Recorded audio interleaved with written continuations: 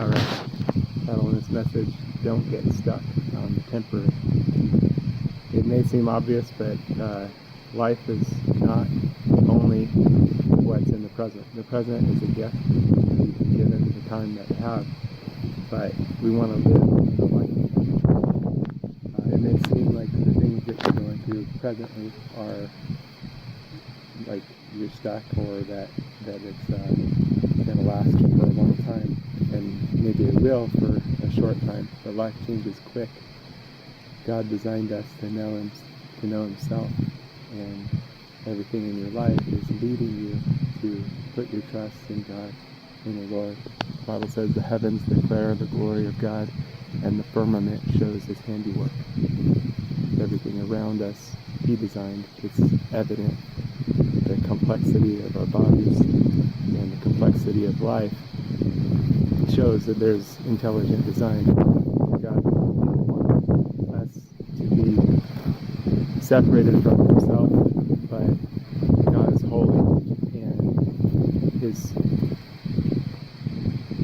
and we're not. We're sinful. We're born in sin. We're born with a sin nature.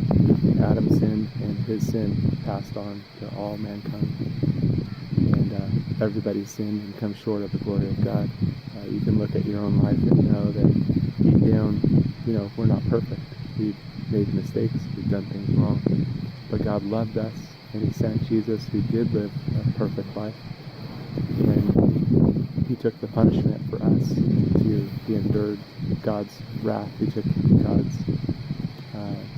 punishment on Himself for us, as a substitute for us, so that He could give His righteousness to us. God loved us, and He loves you. And my message here is, don't get stuck on the temporary. It may seem like it's going to last a long time, but it won't. The lesson is in life that, when you go and plant seeds, if you're a farmer or somebody that's a farmer, they go and plant seeds and they water and they give the ground the nutrients and the time that it takes time to grow seeds. It's not instant, but in the end you're able to reap the rewards of the effort and the work that's put in. It takes faith and knowing that it's going to reap, person reaps what they sow. And that's kind of my message here. You may be stuck wherever you're at, high school or whatever, or a job, work, and it may seem like it's going to be forever, but this life is fast.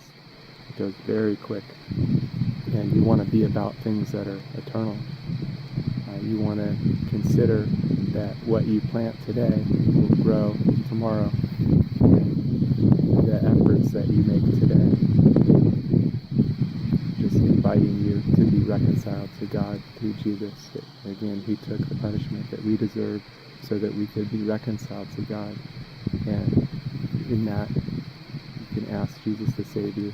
The Bible says the word is near you, even in your mouth and in your heart, that if you confess with your mouth the Lord Jesus, that Jesus is Lord, and believe in your heart that God raised Him from the dead, you will be saved.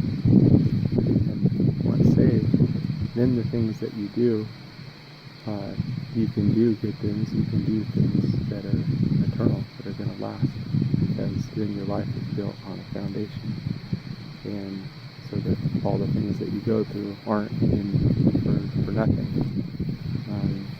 You can be about the things that are eternal. Your life can have purpose in God, and that's what God wants for you, is to have a full life, to have an eternal life, and to live life in light of eternity, knowing that these things that we pass through, these temporary pain and trials, are temporary.